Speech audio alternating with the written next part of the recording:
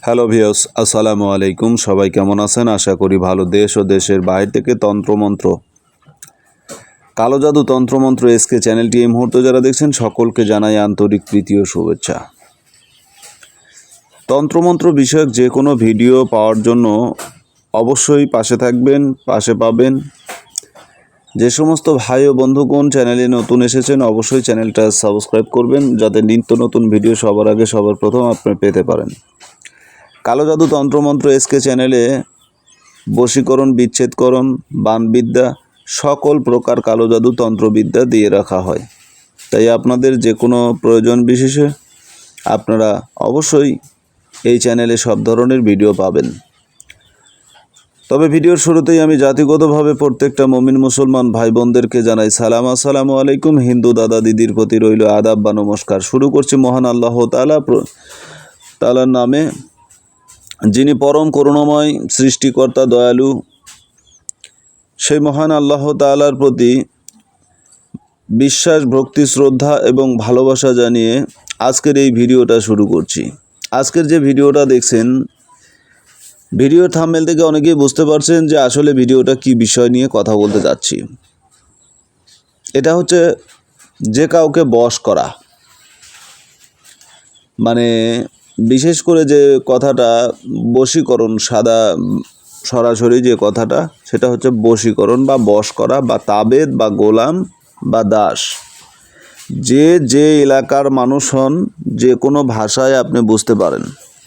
আপনার আঞ্চলিকতা হয়তো আমার আঞ্চলিকতার সঙ্গে পড়বে না, কিন্তু মূলত যে কথাটা একজন ব্যক্তিকে আপনার নিজের অধীনে করে নেওয়া, একজন ব্যক্তিকে আপনার তাবেদ বানিয়ে নেওয়া, একজন ব্যক্তিকে আপনার দাস এবং দাসী, গোলাম বানিয়ে রাখা, অথবা আপনার অনিচ্ছাকৃত ব্যক্তিকে আপনার ইচ্ছায় পরিচালনা করা, এটাই হচ্ছে বশ। তো যাই হোক, এই যে বশ করার বিষয়টা, অনেকে এই কথা বললে অনেকে এগুলোকে বিশ্বাস করে না, আবার অনেকে বিশ্বাস করে। ইতিপূর্বে কিছুদিন আগে আমাকে আমার বাস্তব লাইফে একজনের সাথে আমার বিতর্কে এক পর্যায়ে বাক বিদ্বন্দ্বে সে বলতেছিল, আরে ও আমাকে দেখেনি, চা স্টলে আমি চা খাইতে গেছি, সে কথাবার্তা বলতেছে, কয় জাদুবিদ্যা বা কালো জাদু এগুলো আমি বিশ্বাস করি না, টুকটাক তন্ত্রমন্ত্র এগুলো বিশ্বাস করি না, এগুলো হচ্ছে ভুয়া। তো বললাম, ওনার অনেক কথাগুলো আমি মনোযোগ দিয়ে শুনতেছিলাম। মানুষের কাছে উনি একটু গল্প করতেছে, খুবই মজা নিয়ে গল্প করতেছে, ভাব এবং জোশ নিয়ে গল্প করতেছে। তা আমি গল্পগুলো মনোযোগ সহকারে শুনলাম। যেগুলো আমি অনেক দেখছি, মানুষ জিন হাজির করে নিজের উপর, আবার সেগুলা দেখা যায় যে বাতি লাইট অন্ধকার করে দিয়ে সেই নিজে তার কণ্ঠ পরিবর্তন করে কথা বলে, যার চরিত্রটা যেমন তার সাথে মিলও হয় তেমন। মূলত কথা হচ্ছে এটা, যে আপনি যদি সৎ এবং ন্যায় নিষ্ঠাবান হন, সৎ চরিত্রের মানুষ হয়ে থাকেন, তাহলে আপনার সঙ্গে সৎ চরিত্রের মানুষেরই সাক্ষাৎ হবে, বন্ধুত্ব হবে এবং ভালোবাসা হবে। কিন্তু আপনিই যদি খারাপ হন, আপনার মনের ভিতরে যদি সবসময় খারাপই লুকিয়ে থাকে বা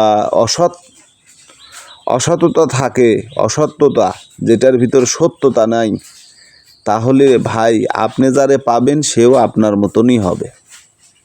এটাই বাস্তব। কারণ নিজের দোষটাকে বড় মনে করেন, অন্যর দোষটাকে ক্ষমা করেন, তাহলেই আপনি প্রকৃত মানুষ হতে পারবেন, ভালো কিছুর সন্ধান পাবেন। ঠিক আছে, নিজেকে বড় মনে না করাটা ভালো। এখনকার মানুষ আছে যারা দোষ করে, অপরাধ করছে, অথচ সে নিজের অপরাধ অস্বীকার করে অন্যটা সমালোচনা শুরু করে দিছে বা ভাবা শুরু করে দিছে। এটাই হচ্ছে মেন সমস্যা। তো যাই হোক, কথা বাড়াবো না। এই ধরনের বহু লোক আছে যারা বলে যে টুকটাক বা তন্ত্রবিদ্যা, জাদুবিদ্যা এগুলো বিশ্বাস করি না। আমি মনে করি ওই ব্যক্তির ঈমান নাই, ঈমান হারা হয়ে গেছে, ও মুসলমান থেকে খারিজ হয়ে গেছে। ওরে নতুন করে তওবা করে মনে করেন যে কালেমা পড়ে মুসলমান বানান লাগবে। কারণ মহান আল্লাহ তাআলা পবিত্র কোরআনে বলেছে জাদুর কথা। আর জাদু পর যুগ থেকে আসতেছে না, মানে পৃথিবীর শুরু থেকে এটা আসতেছে। কারণ এটার বাস্তব প্রমাণ আমাদের পবিত্র কোরআন। আল্লাহ রাসূল বলছেন, বিভিন্ন হাদিসে বর্ণিত আছে যে এমনও যুদ্ধ হয়েছে যে আগের রাজা বাদশারা এমনও যুদ্ধ করছে, কাফের মুশরিক বেদিন যারা, তারা নবীদের সঙ্গে যুদ্ধ করছে জাদুর মাধ্যমে, সাহাবীদের সঙ্গে যুদ্ধ করছে জাদুর মাধ্যমে। যেমন ঈসা আলাইহিস সালামের সময়কার কথা বলেন, মুসা আলাইহিস সালামের সময়কার কথা বলেন, আমাদের জাতির পিতা ইব্রাহিম আলাইহিস সালামের সময়কার কথা বলেন, নমরুদের সময় বিশাল বিশাল বড় বড় জাদুকর ছিল। আরে ভাই, শয়তান কি দুনিয়ার থেকে উঠে গেছে? শয়তানকে মহান আল্লাহ তাআলা কিয়ামত পর্যন্ত হায়াত দিয়েছে। তাহলে কিয়ামত পর্যন্ত যদি হায়াত শয়তান পেয়ে থাকে, তাহলে শয়তানের যত গ্রন্থ আছে এগুলো কিয়ামত পর্যন্ত জীবিত থাকবে। কিন্তু কারো কাছে আছে, কারো কাছে নাই। প্রকৃত বিদ্যাগুলো কারো কাছে আছে, কারো কাছে নাই। এই যে নকশাটা দেখাচ্ছি, এই নকশাটা ভালো করে দেখে নেন। আমি জুম করে নকশাটা আপনাদেরকে দেখাচ্ছি। এই নকশাটা দেখেন। এই নকশা দিয়ে কী করবেন? এই যে বশীকরণ, কারে বশীকরণ করবেন? যারে খুশি তারে বশীকরণ করবেন, যারে ইচ্ছা তারে বশীকরণ করতে পারবেন, কোনো সমস্যা নাই। এটা হচ্ছে নিয়ম, এই নিয়মে কাজ করবেন। কিন্তু আমি নিয়মটা আপনাদেরকে বলে দিচ্ছি। আমি দেখানোর পরেও নিয়মটা আপনাদেরকে বলে দিচ্ছি।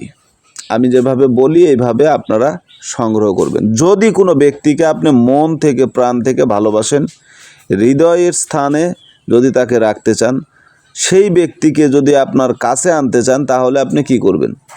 আপনাকে একটা কোকিল পাখির ডিম সংগ্রহ করতে হবে। এই কাম সারছে। এখন কোকিলের ডিম আপনি কোথায় পাবেন? এই তো সমস্যা। তবে একটা কথা বলি, কোকিলের ডিম পাওয়া মূলত আসলে সাধারণ কোনো বিষয় না। তবে যদি সহজ পদ্ধতি আপনাদেরকে দেই, তাহলে আপনারা খুব সহজেই পেয়ে যাবেন। যেমন ধরুন, যারা পাখির ব্যবসা করে, পাখি, আপনি ঢাকা মিরপুরে যদি যান, রহ রহ খামারি পাবেন যারা বিভিন্ন প্রজাতির পাখি খামার করে রাখছে। তাদের কাছে কোকিলেরও খামার আছে, বহু কোকিল তারা পালতেছে। তাদের কাছে পাবেন, বিভিন্ন জায়গায় পাওয়ার উপায় আছে। এখন ওই জায়গার থেকে একটা ডিম কিনে নিয়ে আসবেন। এই যে নকশাটা দেখালাম ছোট্ট, এই নকশাটা ডিমের উপরে অঙ্কন করবেন জাফরান কালি দিয়া।